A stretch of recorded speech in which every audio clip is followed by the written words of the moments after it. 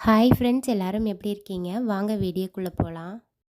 இன்னைக்கு இந்த வீடியோவில் முருகனுக்கு உகந்த தீபம் வந்து ஷட்கோண தீபமா அல்லது வெற்றிலை தீபமா அப்படின்றத பற்றி தான் நம்ம தெரிஞ்சுக்க போகிறோம்.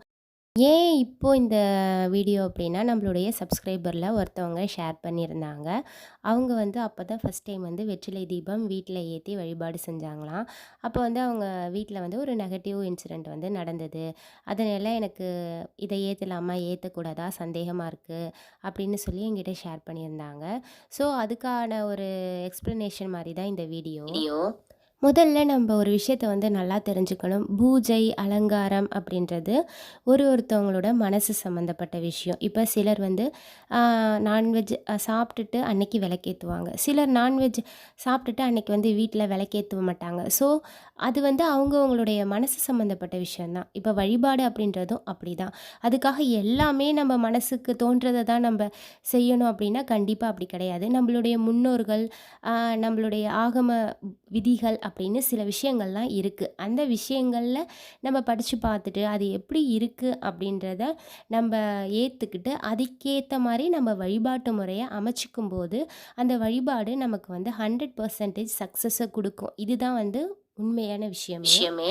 முருகனுக்கு உகந்த தீபம் அப்படின்னா ஃபஸ்ட்டு ப்ரியாரிட்டி கண்டிப்பாக வந்து ஷட்கோண கோலம் போட்டு அதில் தீபம் ஏற்றுறது தான். அதனால் இதை வந்து ஷட்கோண தீபம் அப்படின்னு சொல்லுவோம். ஷட்கோண தீப வழிபாடு அப்படின்னு நம்ம சொல்லிக்கலாம். இதுலேயுமே இந்த ஷட்கோண தீபம் எப்படி போடுறது அப்படின்றது நிறையா பேருக்கு வந்து ஒரு தெளிவில்லாமல் கிளாரிட்டி இல்லாமல் தான் இருப்பாங்க. ஏன் அப்படின்னா ஷட்கோணம் அப்படின்னா அதில் மொத்தம் நம்ம வந்து 6 நட்சத்திரங்கள் வரணும். சிலர் வந்து ஒரே ஒரு நட்சத்திரம் போட்டுட்டு அதோட ஒரு கார்னர்லேயும் 6 விளக்கு வந்து ஏற்றி வைக்கிறாங்க.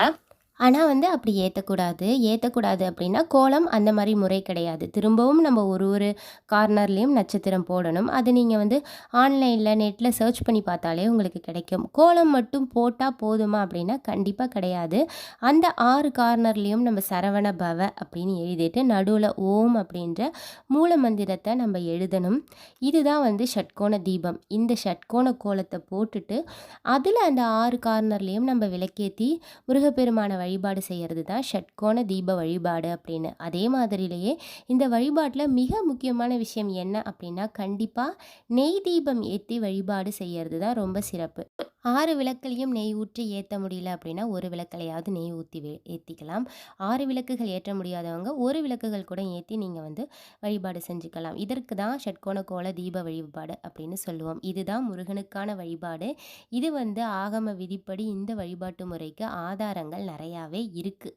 வெற்றிலை தீப வழிபாடு முறையான வழிபாடு தானா, அதற்கு ஆதாரங்கள் இருக்கா அப்படின்னு அடுத்த வீடியோவில் பார்க்கலாம். இந்த வீடியோ பிடிச்சிருந்ததுன்னா சேனலை சப்ஸ்கிரைப் பண்ணுங்கள்.